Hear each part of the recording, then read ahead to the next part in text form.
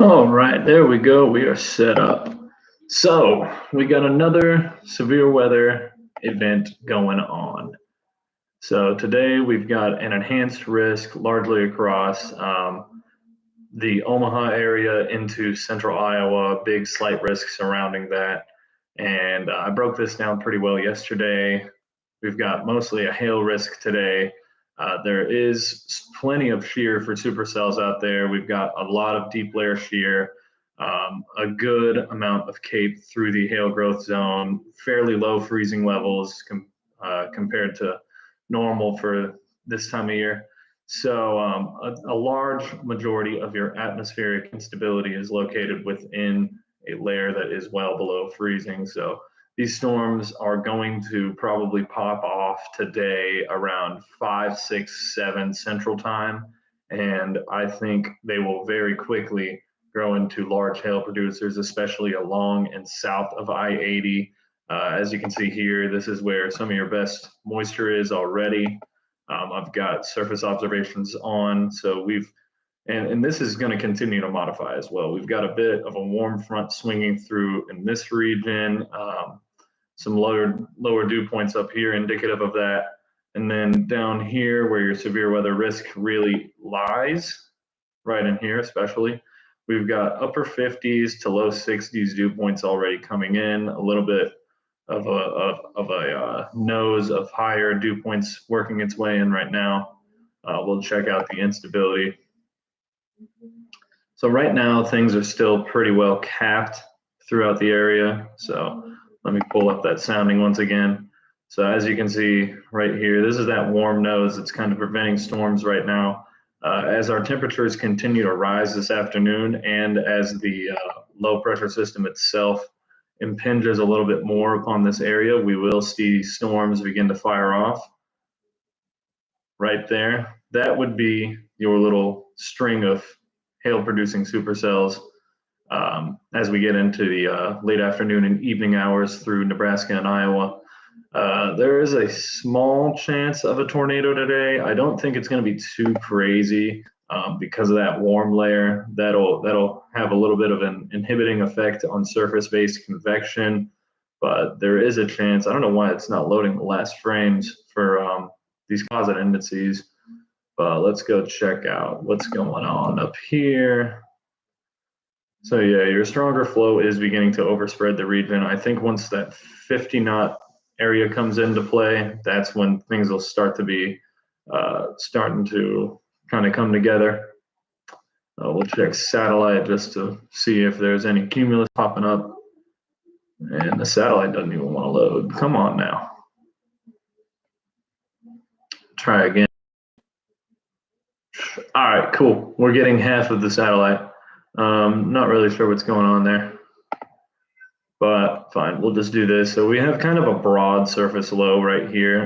You've got a 998 closed contour in the southwest corner of Minnesota, and then you've got this other broad surface cyclone trying to form up over here, but that is going to play a role into tomorrow. So let me go over here. I believe this should be, yep, there we go. So these are our dew points. This will kind of help you see where the cold front's going to line up. So as we get through the day to day, later in the day is when those surface dew points at the 60s should really kind of overspread the area. That is about the time when storms would be going off in this area where the forcing is a little bit stronger. It's probably more muted out here. Let me just check and make sure. Yeah, so your capping layer is much stronger out here and you have way less instability within your actual storm layer. So I think it's going to have to modify a lot more before you get any real storms into central Iowa. But that environment will be traveling with these storms that will fire off in this region later today. So I would definitely keep my eye out for anything developing near Omaha. That would be the most likely to run into the Ames, Des Moines area. And again, the most likely threat with these is going to be large hail. But as we get into Friday, the cold front really doesn't move too much.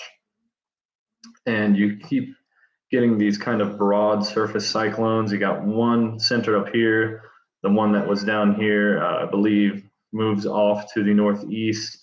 And then you just kind of have these several little areas. But in general, when you get this kind of long stretching cold front through the central states, along with, here's our 500 millibar heights and wind, along with this broad troughing across that front, you're generally going to get a very large area where there is enough lift for supercells as well as enough shear. So I could sample literally anywhere across this risk area, which is probably going to run from like here to here, and I'll get a pretty good picture of the environment.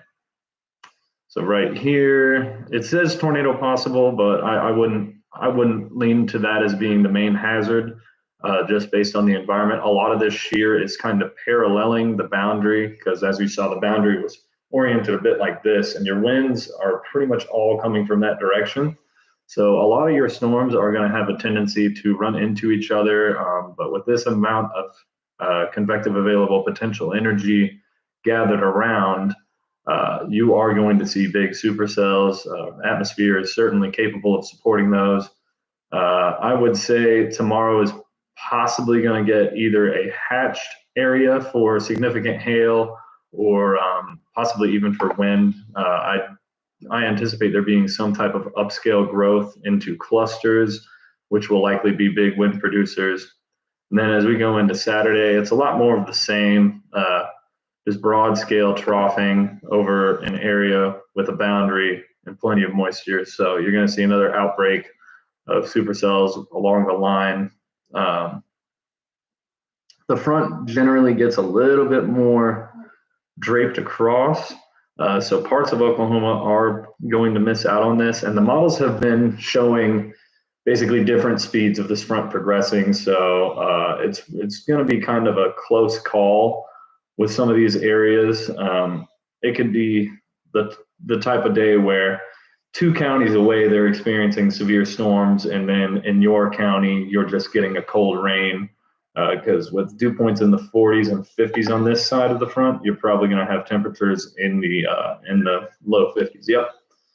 So that's what we've got there.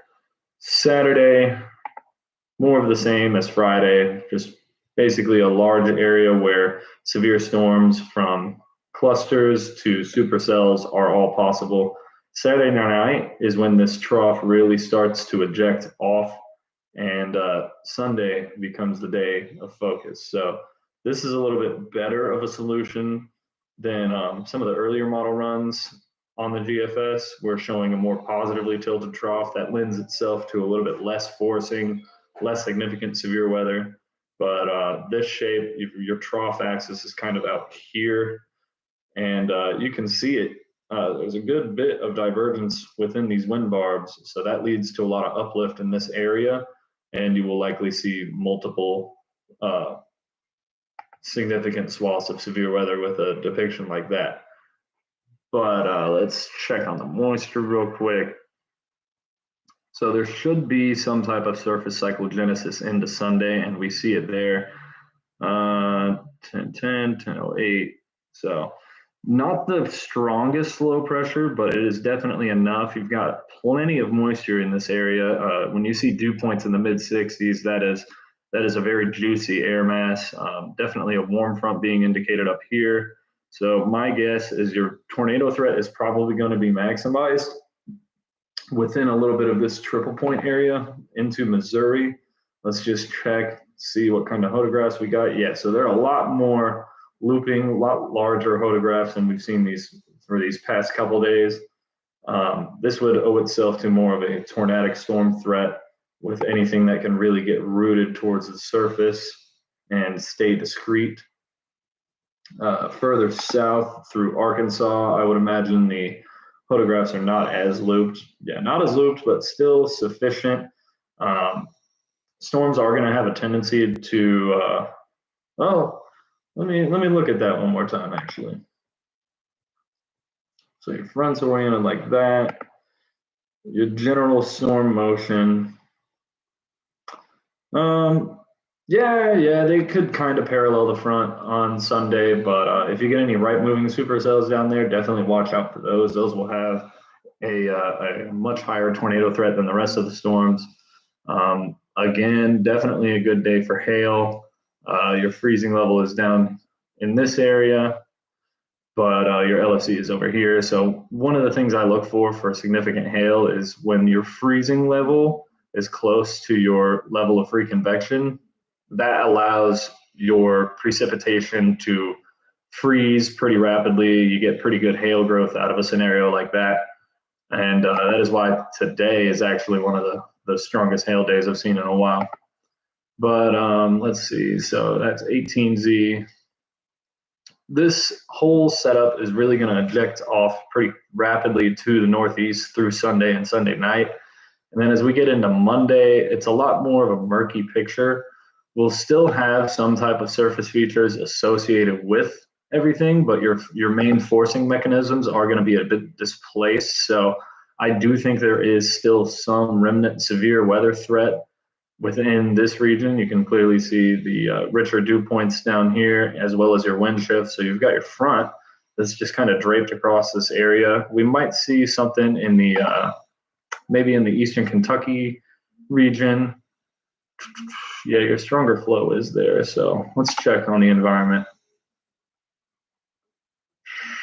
It'd be a maybe. It'd be a maybe for severe weather. You definitely have the stronger flow up there, but it would be more of a straight line wind damage type of threat, especially with the speed the front's moving up there. Further south, it's a lot slower moving.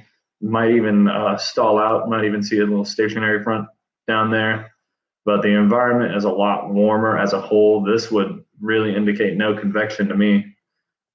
But let's see what happens with that front as we go through the week. Yeah, it just kind of stays stationary, maybe even washes out at some point, and then we'll have renewed cyclogenesis because I think we'll have continued westerly flow across those mountains, probably another trough working in as we get through next week. It's a little bit muted. Maybe a short wave comes through and pops off another bit of surface cyclogenesis, but we'll have to see because at this point we're getting a little far out in the models. So yeah, we'll point it off to another depiction. Total QPF. This is a good little guess at how much rain is going to fall. And keep in mind that this entire area has just had about 10 to 14 inches of rainfall with the last severe weather outbreak that occurred. So any more rainfall that's really higher than an inch or two is going to cause problems. You've got just absolutely soaked ground down there. And then notice this little streak across Iowa. I think that's the GFS really picking up on one dominant supercell, but I wouldn't pay too close of attention. It's a lower resolution model right now. So then we get into Friday, Saturday, Sunday. So you've got a lot of these same areas that just got blitzed with rainfall, getting a couple more inches. Now I've seen some amounts with other models and other runs of just this model has been showing 4 to 5. This is backed off just a little bit other than some of these streakier areas where storms are being indicated as just going over the same spots over and over again by the GFS. So let's see what the European is saying. We'll have to be running the 6Z, or not 6Z, 0Z Euro.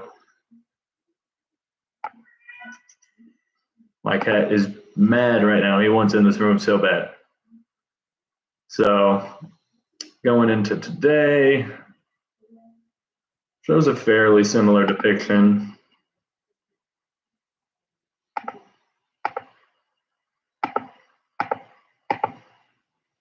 Yeah, we'll just leave that right there.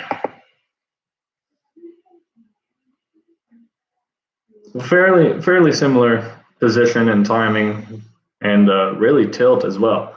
The European model was originally the one showing a more potent setup for severe weather on Sunday. Let's see if it's still doing that. It's backed off a little bit. The trough is not as deep. It is still going into a negative tilt for Sunday. So once again, I believe the Sunday risk area by the SPC is outlined like this. just out of curiosity, let's check where that surface low is.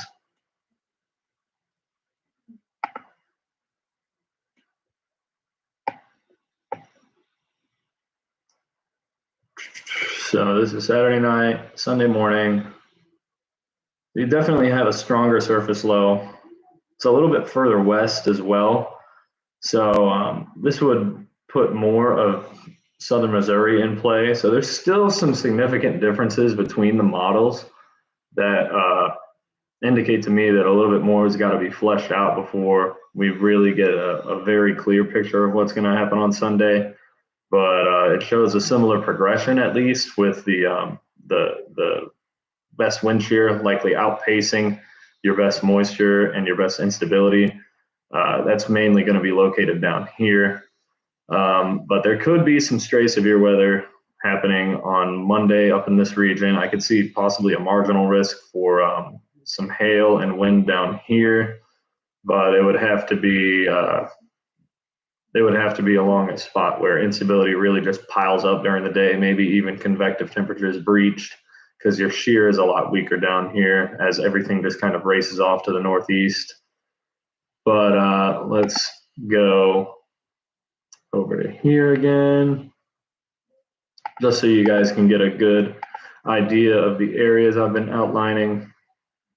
So for that Friday system, they just took it away too. Now it's back. So originally, Michigan was under a slight risk, and then they were under a marginal risk, and now they're under a slight risk again. So a lot of this is likely going to be hail and wind driven. That's exactly what I highlighted right there. So for now, your significant hail risk determined by the SPC is mainly over south central Oklahoma into parts of Texas. I could see this expand a little bit, maybe even get an enhanced risk once more confidence abounds on that scenario unfolding. And then Saturday, a lot more of the same. This is as that trough is really swinging in, and it's going to start impinging a little bit more. We're probably going to have renewed cyclogenesis out here, and that's going to be the one that swings up into Missouri for Sunday.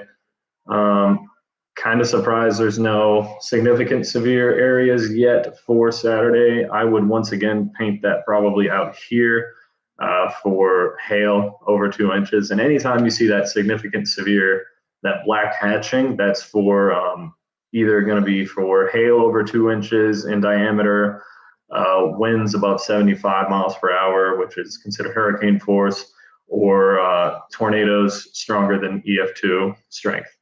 So that's what that hatch means. And then for Sunday, they have expanded it northward into Missouri, probably accounting for that kind of agreement that's coming together between the Euro and the GFS on a slightly stronger surface low. The original GFS depictions were really showing a broad surface low kind of right here, and that would kind of confine your risk to really Arkansas. But now that it's moving it up into here and it's a little bit stronger, it's going to push everything further north through warm air advection. You're going to have a stronger low-level jet, stronger mid-level dynamics, and overall trough dynamics as well. So let's go into just the regular old jet stream breakdown.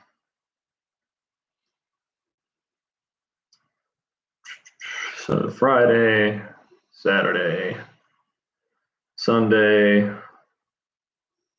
Monday. And then it seems like everything kind of quiets down for a little bit, and then we get another ramp up of the jet stream into late April.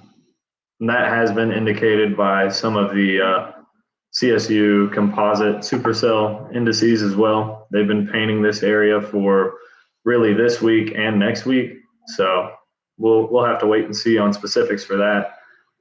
For Florida, we have absolutely nothing going on.